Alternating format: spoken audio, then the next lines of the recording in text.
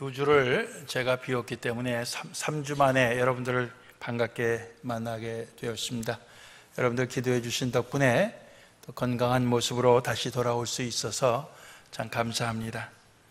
10월 6일 월요일 날 터키 항공으로 LA를 떠나서 24일 날 저녁에 돌아왔습니다. 19일간 여정인데 17박 19일이에요. 하루 저녁은 비행기 안에서 없어진 것 같아요. 17박 19일의 긴 여정을 잘 마치고 돌아왔습니다. 여기서 터키 이스탄불까지 13시간 반, 아마 한 4천 몇 마일 되는지 모르겠어요. 500마일씩 13시간 하면 6,500, 한 7,000마일 정도 되는 것 같아요. 예, 그 긴 거리를 넌스톱으로 가는데 굉장히 힘들더라고요. 예, 올 때는 그래도 좀 수월했는데 갈 때는 굉장히 힘들었습니다. 두 주일을 제가 비웠는데 주일날로 첫 번째 주일 12일 주일은 런던에 있는 우리 교단의 아름다운 교회, 런던 아름다운 교회에서 예배를 드렸습니다. 제가 설교를 했는데요. 특별히 제가 가는 것을 맞춰서 그분들이 추수감사절 예배와 함께 또 장로 한 분, 안수집사 두 분의 임직식을 했어요. 그동안 그 교회가 한 150명에서 200명 되는 제법 자리 잡힌 교회인데도 불구하고 장로님이 한 분도 안 계셨습니다. 그래서 이번에 처음으로 장로님을 세우는 뜻깊은 그 임직 예배, 그걸 주일 예배하고 같이 하면서 제가 이제 설교를 하게 되었습니다. 런던에는 한 70개의 한국 교회가 있다고 그러는데 한국 사람들은 한 15,000명밖에 안 된다고 그래요. 그러니까 한국 사람 수에 비해서 교회 수가 상당히 많다고 생각이 되는 거죠. 그리고 대부분 이 주재원, 이 회사나 또는 정부의 그런 엠플로이들이 와서 그 임기가 끝나면 가고, 또 유학생들 스튜던트 비자로, 학생 비자로 공부 끝나면 가고 이러기 때문에 나이 드신 분이 거의 없어요. 제가 보니까 70세 넘으신 분들이 한두 분 눈에 띌까 대충 이렇게 볼 때. 그래서 저희 교회는 70세 넘으신 분들이 200명이 넘습니다. 그랬더니 깜짝 놀라더라고요. 런던에 있는 전체 한국 사람을 다 통틀어도 200명 안 될 거라고 그러더라고요. 그분들이 다 거기에서 뿌리를 내리고 살지 않고 모든 그 시간이 지나면 다시 한국으로 돌아가거나 또 미국으로 와서 사는 것을 그분들이 참 꿈꾸는 것이다, 이런 생각을 해보았습니다. 둘째 주일은 19일인데 파리 장로교회 예배 설교를 제가 했어요. 그 파리 장로교회에서 제8회 유럽 노회가 그 다음 20일 월요일부터 24일 금요일까지 열렸는데, 파리 장로교회는 한 30년 된 교회고 지금 있는 이극범 목사님이라는 담임 목사님이 벌써 한 28년을 심우하시기 때문에 굉장히 교회가 안정이 된 그런 교회입니다. 거기도 한 150명 그 정도 숫자가 되는데 대부분 젊은 사람들이에요. 파리 국립오페라단 단원이 6명이나 됩니다. 다 남자들인데 그만큼 우리 이제 한국 사람들이 인정받아요. 그 실력을 인정받고. 그러니까 성가대가 얼마나 잘하는지 몰라요. 아주 그냥 뭐 우리 교회만큼 잘하더라고요.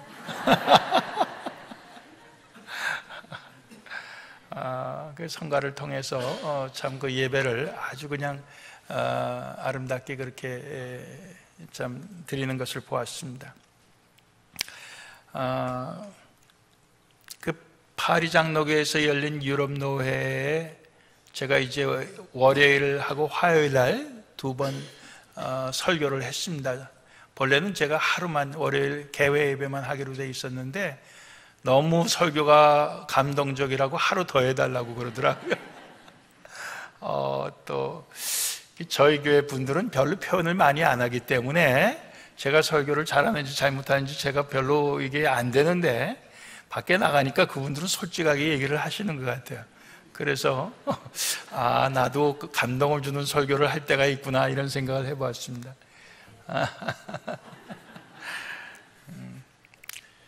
그 유럽 노예 분들을 사실 지난 5월달 저희 교회에서 총회할 때 우리가 특별 대접을 했습니다.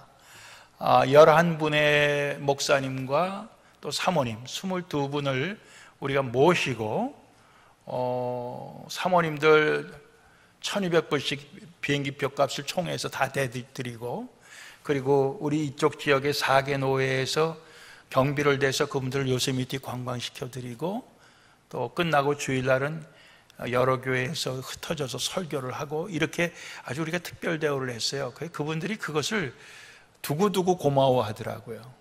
고마워하며, 또 우리 교회에서 우리 여성교회 회원들이 아주 정성껏 준비한 음식, 그걸 그분들이 아주 그렇게 고마워하더라고요. 유럽에 가니까 모든 게 비싸고 또 풍부하지 못하니까 우리 미국에서 그렇게 음식을 갖다가 그냥 넉넉하게 맛있게 그렇게 하는 것에 이분들이 아주 그냥 감탄을 하는 거예요. 그래서 우리가 그렇게 대접을 잘해드린 것을 그분들이 고마워하면서 또 반가운 재회, 다시 만남의 시간이 되었고, 또 아주 친밀한 그런 교제 시간을 가질 수가 있었습니다. 둘째 날, 노예 둘째 날에는 관광버스를 하나 대절을 해갖고 그 파리에서 한 1시간 반 떨어져 있는 누아용이라고 하는 곳이 종교개혁자 요한 칼빈의 태어난 생가 집이 있는 곳입니다. 거기에 우리가 이제 탐방을 가서 그 집에 그 요한 칼빈의 그 모든 그 쓰던 물건, 그분의 그 글, 뭐 이제 여러 가지 그 문화재 같은 것을 우리가 구경하고 또 은혜를 받고 돌아올 수 있었습니다. 노틀담 사원, 굉장히 그 유명한데요. 거기도 가서 보았는데, 그 이국범 목사님이 안내를 해주시는데 그 앞에 조각된 것 중에 굉장히 인상적인 조각이 있었어요. 들어가는 입구 정면에 예수님께서 재림하시는 조각인데, 재림하시면서 새 예루살렘 성을 그 발 밑에 두시고, 그 밑에 한쪽에는 천사들이, 또 한쪽은 마귀들이 이 사람들을 끌고, 천사들은 천국으로 사람들을 이끌고 가고 마귀는 사람들을 다 묶어서 지옥으로 이끌고 가는 그런 조각이에요. 근데 결국 그 가운데에는 한쪽은 천사, 한쪽은 마귀가 둘이 같이 저울을 놓고 저울질을 하는 거예요. 한 사람 한 사람.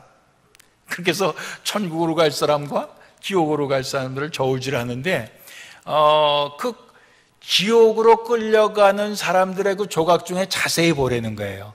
보면은 거기에 아주 귀족도 있고 신분이 높은 사람들도 있고 더더욱이 거기에 교황도 있다는 거예요.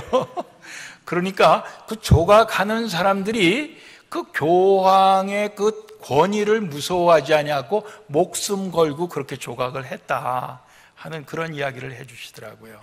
그래서 굉장히 설명을 듣고 보니까 야, 저 참 의미가 있다 그런 생각을 해보았습니다.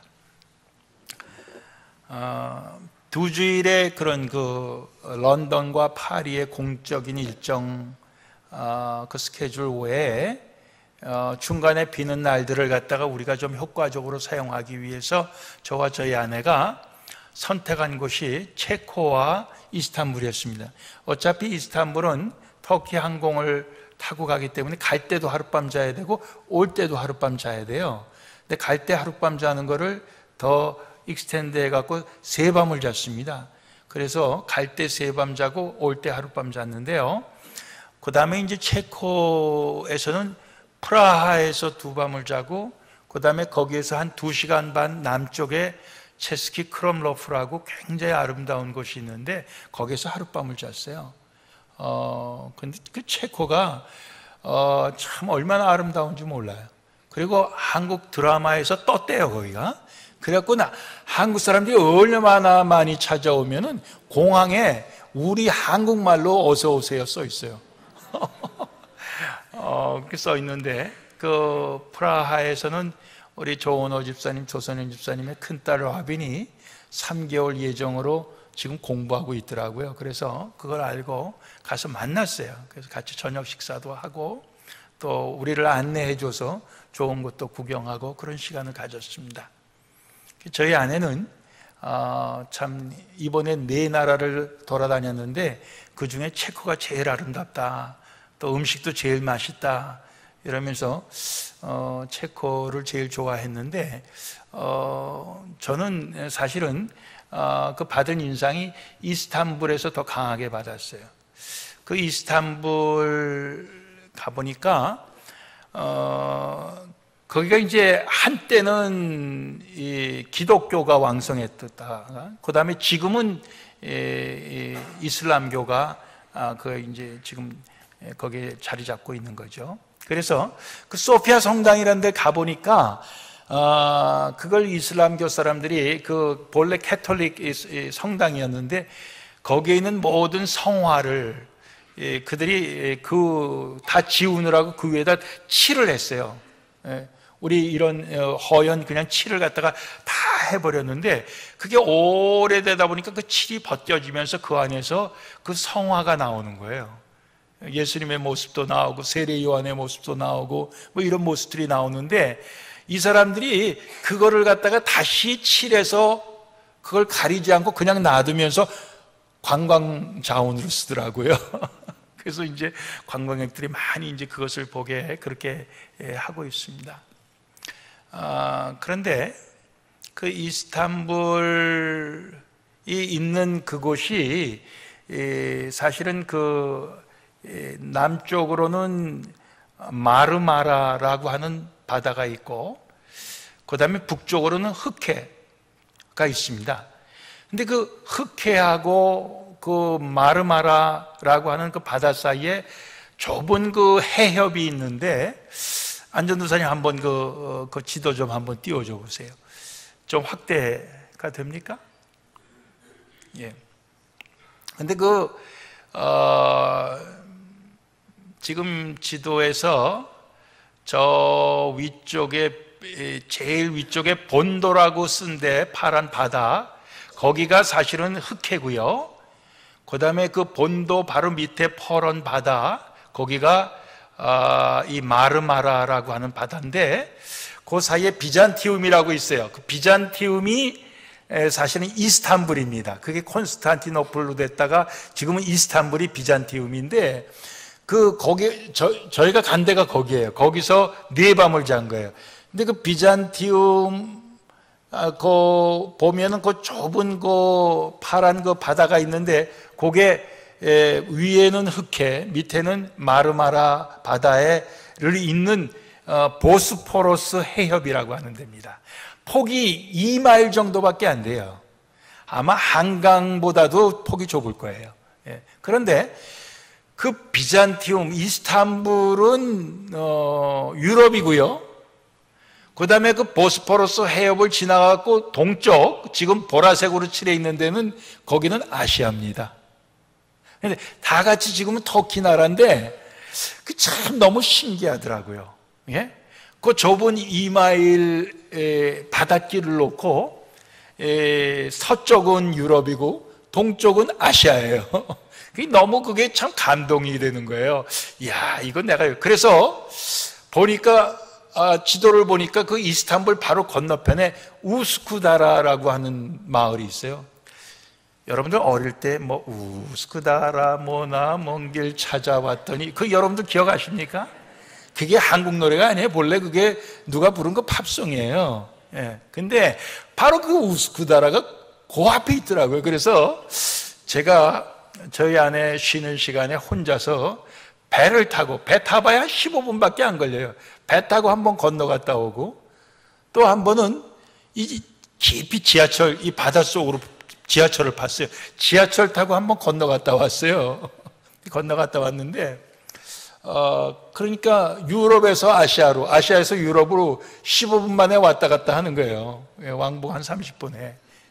그렇게 한번 해봤는데, 그러면서 이제 제가 오늘 설교 본문으로 잡은 것이 사도행전 16장인데, 사도행전 16장에 나오는 그 내용들 중에서 지금 거기에 우리 관계된 여러 가지 지명들이 여기에 나오고 있습니다.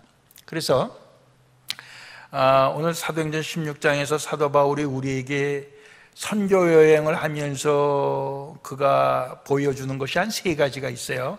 첫 번째는 뭐냐 하면은, 첫 번째는 사도 바울이 선교 여행하면서 그는 솔로가 아니었다 하는 것입니다. 그는 물론 결혼한 적이 없는 독신이지만은 그럼에도 불구하고 선교 여행을 혼자 다니지 아니하고 그는 팀을 이루어서 실라라고 하는 사람, 15장 40절에 보면 나와요. 실라라고 하는 사람 데리고 갔고, 그 다음에 우리 16장으로 넘어가서는 디모데를 픽업을 합니다. 디모데를 픽업을 해요. 그 다음에 이름은 나와 있지 않지만 16장 10절에 우리라고 하는 말 속에, 16장 10절 보면 우리가 나와요. 근데 그 우리라는 속에 누가 숨겨져 있냐 하면은 누가라고 하는 사람이 거기에 숨겨져 있습니다. 누가는 본래 직업이 의사예요. 근데 이 사람이 바울과 동행하기 시작하는 장면이 바로 여기에 나와요. 누가복음을 누가 썼습니까? 누가가 썼습니다. 누가복음을 누가 썼냐면 누가가 썼어요. 사도행전을 누가 썼습니까? 누가가 썼어요. 누가가 누가복음도 쓰고 사도행전도 썼어요. 근데 의사면서 이분이 사도 바울을 따라다니면서 이것을 쓸 수 있게 된 거예요. 그리고 누가복음을 그러면 어떻게 쓰게 되었느냐? 바울은 예수님과 동행한 사람이 아닙니다. 그렇지만 같이 따라다닌 실라나 또 이 디모데나 혹시 이런 사람들 속에서 특히 그 중에 실라 통해서 예수님의 행적을 더 많이 듣지 않았겠느냐, 이런 생각을 해볼 수 있어요. 그래서 그가 이제 바울과 동행하면서 우리라고 하는 말을 비로소 쓸 수 있게 되는 것입니다. 여기에 무슨 얘기인지 아시겠죠? 그래서 첫 번째 보여주는 거는 바울은 선교여행하면서 솔로가 아니고 팀으로 사역을 했다. 이거 우리에게 주는 의미가 큽니다. 이 솔로가 위험한 거거든요. 많은 유혹이 있고. 그게 이제 첫 번째 보여주는 교훈이고요. 두 번째는 뭐냐 하면은 사도 바울과 그의 일행들이 이제 가면서 교회마다 들려갖고, 오늘 사도행전 16장을 보았는데 그 앞에 15장에 보면은 예루살렘 교회에서 사도와 장로들이 결의한 어떤 그 결정사항이 있습니다. 그게 뭐냐면은 이방인들에게 가서 예수 믿는 이방인들, 예수 믿는 이방인 크리스찬들한테 할례를 꼭 받아야 된다, 이렇게 말할 필요가 없다.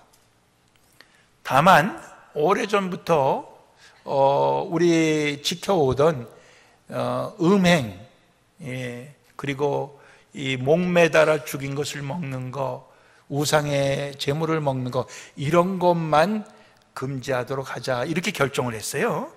그 결정 사항을 교회, 이방인 교회들에게 가면서 알립니다. 그랬을 때 그 교회들이 그것을 듣고 믿음이 더욱더 굳세지고 강하여지고 믿는 사람의 숫자가 날마다 더하여졌다고 그랬습니다. 사도 바울의 선교여행을 통해서 우리가 두 번째 볼 수 있는 것은 뭐냐면, 사도 바울과 그의 일행들은 가는 교회마다 믿음을 더 강화시키고 또 수적으로도 부흥시켰다. 이것을 우리가 볼 수가 있는 것입니다. 그러니까 이게 굉장히 중요한 거죠. 그리고 이 두 번째 이 사항 속에서 사실은 오늘날은 이 부흥사들이 교회에 가서 믿음을 더 강하게 하고 또 이렇게 부흥시키는 것이 부흥사인데, 요즘은 뭐 부흥사들 통해서 믿음이 강해지거나 교회가 부흥되거나 별로 하지 않지만은 옛날에는 많이 그렇게 됐죠. 옛날 많이 그랬습니다. 제가 요번에 가면서 이렇게 설교하고 그럴 때 제가 뭐 부흥사들처럼 큰 소리로 그렇게 설교를 갖다가 유창하게 하거나 그러지 않는데도 불구하고 은혜를 받는다 그러는 걸 보면 저도 진작 부흥사에 그 재주가 있는데 너무 묵혀둔 게 아닌가 그런 생각도 해봤어요. 어떤 목사님이 그러더라고요. 이따금 저희 교회 웹사이트에 들어와서 제 설교를 자기가 들어본대요. 근데 설교는 제대로 못하는데 근데 마음을 변화시키는 그런 힘이 있다고 그러더라고요. 그래서 제가 그러면 된 거 아닌가 그런 생각을 했어요. 근데 그분이 그 지난 5월달 총회 와서 저한테 그런 얘기를 했거든요. 근데 이번에도 제 설교를 2번을 듣더니 자기가 오래간만에 너무 마음에 깊이 타치되는 그러한 설교를 정말 오랜만에 들어놓으라고 그렇게 얘기를 해주는데 제가 참 감사하더라고요. 저녁에 노회가 열려서 저녁에 2번 다 설교를 하는데 이 유럽의 성당을 오래된 교회들이 그 파리 교회는 루터 교회를 빌려서 예배를 드리는데 교회가 옛날 한 400~500년 된 교회예요. 조명이 얼마나 어두운지 몰라요. 그 설교를 하는데요. 또 마이크도 안 갖다 놓고 하니까 몇 사람 안 되니까 마이크도 없으니까 설교를 하는데 제가 설교를 하는데 졸리는 거예요. 깜깜하니까. 저는 깜깜하면 졸리거든요. 극장에 가면 제가 끝까지 못 보고 자요. 이건 뭐 얼마나 깜깜한지 설교하면서 마지막에 졸려갖고 발음이 제대로 안 되더라고요. 근데 그렇게 설교했는데도 은혜를 받는다 그러니까 제가 너무 하나님의 은혜에 감사했습니다, 이번에. 그래서 이게 여러 교회가 믿음이 더 굳어지고 수가 날마다 더하니라.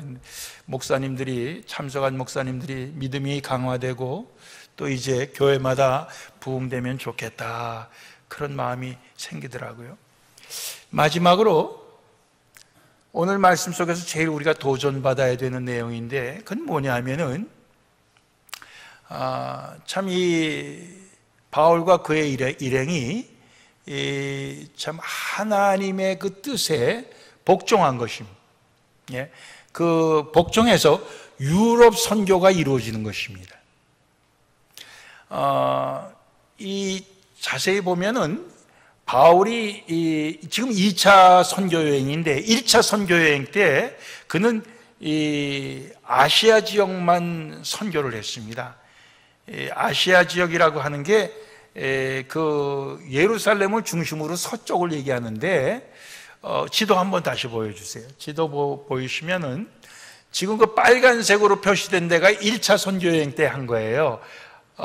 그 안디옥이라고 하는 곳에서 떠나서 배 타고 구브로 섬으로 이렇게 해갖고 저쪽이 위에 육지로 올라가서 쭉 돈 지역이 다 거기가 아시아 지역입니다. 거기에 혹시 자세히 보면 다소가 나오는지 모르겠는데 다소는 바울의 고향이지요. 그게 어떻게 보면 바울이 자기의 고향 중심으로 1차 선교여행을 한 거예요. 그 빨간 표시가. 2차 선교여행은 1차 선교여행 갔던 지역을 다시 한번 돌아보는 게 그의 목적이었습니다.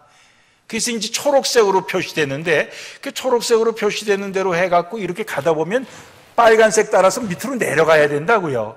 근데 내려가려고 그러는데 성령께서 그걸 막으시는 거예요. 아시아로 가는 걸 막았다 하는 게 그 아래쪽으로 내려가는 거 소아시아 그쪽 지역을 얘기하는데 옛날에 어떤 목사님들 설교 들으니까 아시아로 가는 걸 막아서 우리 아시아로 안 와서 복음이 늦게 들어왔다 이렇게 설교하시더라고요. 근데 자세히 보면 그게 아니에요. 지금 저 남쪽으로 내려가려고 그랬는데 성령이 막으셨어요. 그래갖고 그가 할 수 없이 남쪽으로 못 가고 북쪽으로 가려고 합니다. 조금 더 위에를 볼 수 있게 해주세요. 비두니아 쪽으로 가려고 그래요. 저 위에 비두니아 쪽으로 가려고 하는데 예수의 영이 그것도 막으셨다고 그랬어요. 그래서 할 수 없이 무시아를 통과해갖고, 크게 무시아라고 써있죠. 그 다음에 드로아까지 옵니다. 드로아까지 와갖고 거기에서 환상을 보게 되는 거예요. 밤에 마게도니아 사람이 나타나갖고 마게도니아로 마게도니아는 저기 왼쪽에 저 마게도니아를 쓴 보랏빛입니다. 근데 글로 건너와서, 그 건너려면 에게해라고 하는 큰 바다가 있어요. 그 바다를 건너서 마게도니아로 와서 우리를 도우라, 이런 환상을 그가 보게 될 때, 하나님께서 마게도니아에 가서 복음을 전하라고 우리에게 명령하시는구나, 받아들이고 마게도니아로 건너가기를 힘썼다고 그랬습니다. 그래갖고 그 다음을 보면 그걸로 건너가요. 그래서 제일 처음 성 빌립보 성에 가서 복음 전하고 쭉 아데네까지 해갖고 쭉 복음을 전하고 옵니다. 그게 두 번째 전도 여행이에요. 근데 여기서 중요한 게 뭐냐 하면은, 비로소 사도 바울은 유럽으로 진출하려고 생각을 안 했었다는 거예요. 그런데 성령께서 유럽으로 가도록 그의 가는 길을 막으시고 유럽으로 그 길을 인도하셨다고 하는 것입니다. 바울이 환상을 본 데는 드로아라고 하는 곳인데, 드로아라고 하는 곳에서 좀 저 위쪽에 비잔티움이 있죠.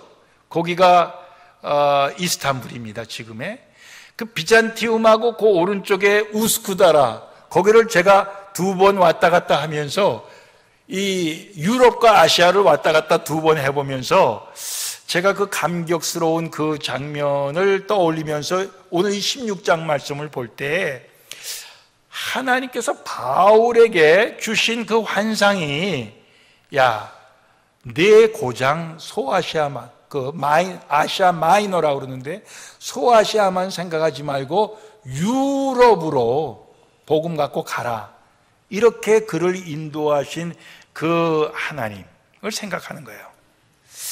그럴 때 제가 무슨 생각을 하게 됐냐 하면은, 40년이라고 하는 우리 플러톤 장로교의 역사 속에서 우리는 늘 우리 오렌지 카운티, 요 안에서 우리는 참 복음의 증거자가 되자, 우리의 삶을 통해서 참 우리가 신실한 크리스찬으로서, 신실한 교회로서 우리가 이 지역에 빛이 되자, 우리가 그렇게 40년 동안 우리가 지내왔던 거예요.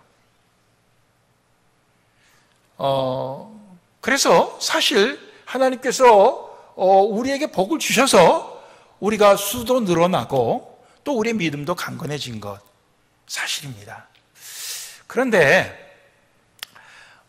제가 이번 여행하면서 느낀 거나, 어저께 토요일 날 새벽기도 끝나고 구역장님들 모여갖고 우리가 그 교제를 준비하는 과정 중에, 그 교제 안에 무슨 내용이 나오냐 하면은, 지역 교회에서 세계를 향해 우리의 생각을 바꾸자, 그런 내용이 나오더라고요. 그래서 참 이게 너무도 이게 참 주님의 어떤 주시는 그 뜻이 이게 중복이 되기 때문에 제가 참 놀랐어요. 이제까지 우리는 우리 지역에서 충실하자, 그렇게 해왔는데,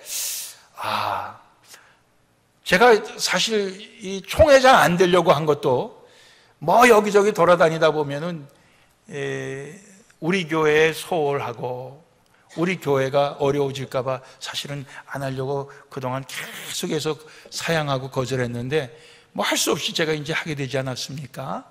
그러면서 이렇게 여행을 다니면서 주님께서 또 새롭게 보여주시는 그런 비전, 그 환상이, 이제는 세계를 향해서 이 바울에게, 아시아 내 고장만이 아니라 저 마게도니아 유럽으로 내 눈을 돌려라. 이렇게 환상을 보여주셨듯이 우리에게도 그런 비전을 보여주시는 게 아닌가. 그것이 꼭 유럽이 아니고 그것이 남미일 수도 있고 또 뭐 우리 동남아일 수도 있죠. 벌써 우리가 뭐 7, 8년 전에 벌써 홍 목사님, 김 목사님, 또 최근에는 김광래 목사님 다 우리가 선교사로 파송을 했지만은 그건 어디까지나 그분들이 하나님으로부터 받은 사명이 그렇다고 그래서 우리가 그분들을 신실한 주의 종으로 인정해서 보내드린 겁니다. 그렇죠? 그렇지만 우리의 그 마음이나 우리의 생각이 진정으로 주님의 복음이 그렇게 땅끝까지 전파되어야 되겠다 하는 데 대해서는 우리가 굉장히 소극적이었다 하는 게 사실 아닙니까? 그렇게 볼 때 이제는 우리가 좀 더 우리 마음과 생각을 좀 더 넓혀야 되겠다. 하나님께서 주시는 그런 도전이 그것이다. 제가 그렇게 받아들인 거예요. 예? 그래서 사실 단기 선교도 우리는 한 번도 안 갔습니다. 물론 멕시코 티juana 뭐 하루 갔다 온 거는 있죠. 그러나 뭐 우리가 적어도 뭐 한 일주일, 2주일 이렇게 해서 어디 단기 선교 안 갔어요. 가봐야 단기 선교 가봐야 선교사들한테 패나 되지. 우리가 가서 할 수 있는 게 뭐 그렇게 많이 있느냐. 오히려 그 돈과 그 시간과 그 에너지로 오히려 그냥 우리가 보내주면 더 낫지. 이렇게 생각을 했던 거죠.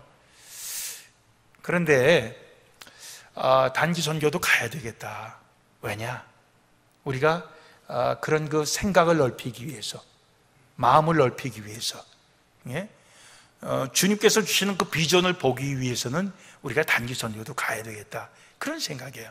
그러니까 여러분들 내년도에 뭐 일주일이 됐건 2주일이 됐건 뭐 시간이 허락되는 대로 여러분들 좀 몇몇이 오늘 말씀 보니까 적어도 한 4명이 여기 바울, 실라, 디모데, 누가 이렇게 등장하는데 적어도 한 서너 명이 이렇게 같이 무리를 지어서 어디 한 군데를 정해갖고 단기 선교를 좀 갔다 오셔서 뭘 안 해도 좋아요. 그냥 보고만 오셔도 그 마음에 뭔가 뭉클한 주님 주시는 그런 비전이 있지 않겠는가, 그런 생각이 들어요.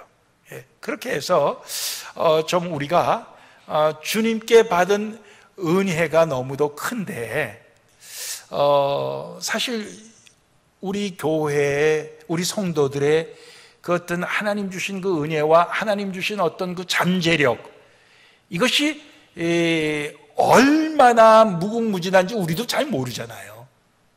모르는데, 그러나 그것을 우리가 좀 그렇게 해서 좀 사용해서 묵혀두면 썩는 거거든요. 묵혀두면 썩고 곪고 그러지 않습니까? 상하게 되는데, 그러지 말고 이것을 살려야 되겠다, 그런 생각을 해보는 것입니다. 오늘도 우리 어떤 교우께서 목사님 교회 비우시지 마세요, 목사님 없으니까 너무 허전해요 그러시는데, 그게 사실은 뭐 저도 뭐 마찬가지죠. 교회를 안 비우고 싶죠. 교회 비우면은 뭐 출석교인도 줄고 헌금도 준다는데, 현실적인 문제로. 그렇지만 이것이 우리가 이것을 초월하고 극복해야 될 문제다, 이런 생각을 합니다. 제가 여러 번 얘기를 하지만은 제가 어떤 분 이렇게 돌아가시게 돼 갖고 여러 번 신방을 갔다가 결국 남자분인데 결국 돌아가셨어요. 돌아가는 그 운명 시간에 제가 그분의 아내하고 같이 있었습니다. 우리 교인이 아니에요. 근데 그분이 막 그 아내가 울면서 당신이 날 혼자 두고 죽으면 어떻게, 내가 어떻게 살라고 그러면서 울더라고요. 그때 제가 깨달은 게, 인간은 철저히 이기적이다. 남편이 죽은 게 서러워서 우는 게 아니고 자기가 어떻게 살까 앞날이 걱정이 돼서 우는 거예요. 제가 그걸 느꼈어요. 그러니까 사실 여러분들이 제가 없어서 교회가 허전하다 한 것도 여러분들의 사실 이기적인 마음 아닙니까? 예. 우리가 사실은 그 김대원 목사님하고 홍성현 목사님을 처음 선교사로 파송할 때 그분들은 처음 우리 교회 올 때부터 저한테 얘기했어요. 목사님, 저는 선교사로 하나님 앞에 서원했습니다. 그래, 우리 교회에서 사역하다가 선교사로 나갈 때는 우리가 파송해 줄 테니까 안심하고 여기서 사역 맘 놓고 하라고. 그래서 파송할 때 많은 교인들이 저한테 목사님 못 가게 말리세요. 저렇게 좋은 사람들을 놓치면 어떡합니까? 다 그랬잖아요. 그게 우리의 이기적인 마음이에요. 보내야 되는 거거든요. 가야 될 사람 보내야 돼요. 제가 이번에 런던에서 그런 얘기를 들었어요. 미국에 있는 교인인데 굉장한 부자예요. 이분이 런던으로 이사를 갔어요. 근데 목사님이 런던으로 이사 가도 헌금은 미국에 있는 우리 교회에다 내야 된다 그러셨대요. 얼마나 이기적인 얘기입니까? 예? 너 지금 섬기는 교회에 헌금을 내라고 그렇게 가르쳐야 그게 맞는 얘기죠. 그러니까 우리가 사실 그 이기적인 그것을 뛰어넘어야 될 줄로 생각합니다. 예, 그걸 뛰어넘어야 돼요. 그래서 뭐 제가 앞으로 얼마든지 부르는 곳에 가서 우리 강단을 비우고 가서 설교하고 뭐 하겠다 그런 얘기는 절대로 아니에요. 예. 그건 아니고 우리의 어떤 이 비전이 주님 주시는 비전으로 우리 맞춰야 된다. 이 말씀을 드리는 겁니다. 하나님 주시는 그 은혜를 우리가 안일하게 누리기만 하고 할 때 우리는 썩고 상할 수밖에 없어요. 파리교회 그 이국본 목사님이 이런 말씀하시고 그 루터교회 빌려서 예배를 드리는데 2시 반에 예배를 드려요. 그러나 오전에 예배를 드린 때가 1년에 2달이래요. 그때는 7월, 8월 이 블란서 교회 그 주인 교회 사람들이 목사님부터 교인들까지 다 휴가 가기 때문에 7월, 8월 문 닫는데요. 더욱더 재미있는 거는 그 사람들이 2달 휴가하고 돌아와서 9월달 되면은 첫 주일부터 예배 드리는 게 아니라 두 번째 주일부터 예배 드린대요. 왜? 휴가 갔다 와서 너무 피곤해서 첫 주일은 쉬어야 되기 때문에. 우리보다도 더 오랜 신앙의 역사를 갖고 있는 사람들입니다. 그렇지만 지금은 그들의 생각이 너무도 발달이 돼서 그렇게 아주 합리적인 생각을 하는 거예요. 우리도 썩고 상하면 그런 생각할 수 있어요. 그런데 우리가 그렇게 되기는 싫죠. 우리는 더욱더 주님 오실 날이 가까울수록 더욱더 주님을 사모하고 주님을 의지하고 주님께 충성하고 순종하기를 원하는 것입니다. 하나님의 나라를 더 확장하기를 원하고 하나님의 뜻을 더욱더 세워가는 그러한 우리 성도들이 되기를 원하는 것이 우리의 마음 아닙니까? 그렇죠? 그런 의미에서 볼 때 오늘 우리는 우리 앞에 놓여 있는 그 보스포러스 해협이 뭔가, 에게해가 뭔가, 예? 그것을 건너서 주님 부르시는 그 환상을 따라서 그 음성을 따라서 우리는 복음을 전파해야 되는 것이 우리에게 주어진 하나님의 뜻이다. 이렇게 받아야 될 줄로 믿습니다. 여러분들 지금부터 계획을 세우세요. 내년도에 목사님 저는 어느 나라에 어느 선교사 있는데 거기 가고 싶습니다. 여러분들이 전부 리서치를 하세요. 예? 조사하셔서 그렇게 해갖고 3, 4, 5 짝을 지어서 내년도에는 우리가 다 그렇게 해서 참 복음의 열정을 키워갖고 우리가 교회가 정말로 이제는 우리 오렌지 카운티 안의 교회만이 아니라 하나님께서 쓰시는 전 세계를 향한 그런 교회로 나아갈 수 있기를 원합니다. 40주년 되었는데 하나님께서 우리에게 그런 비전을 주신 게 사실은 굉장히 늦은 거죠. 굉장히 늦은 겁니다. 그러나 늦었어도 하나님께서 제일 정확한 때에 우리에게 주신 줄로 믿습니다. 제일 알맞은 때에 우리가 그렇게 다 마음으로, 믿음으로 받아들이시고 우리가 그런 비전 갖고 앞으로 주님 오실 때까지 저희가 전진해 나갈 수 있기를 소원합니다. 기도하시겠습니다.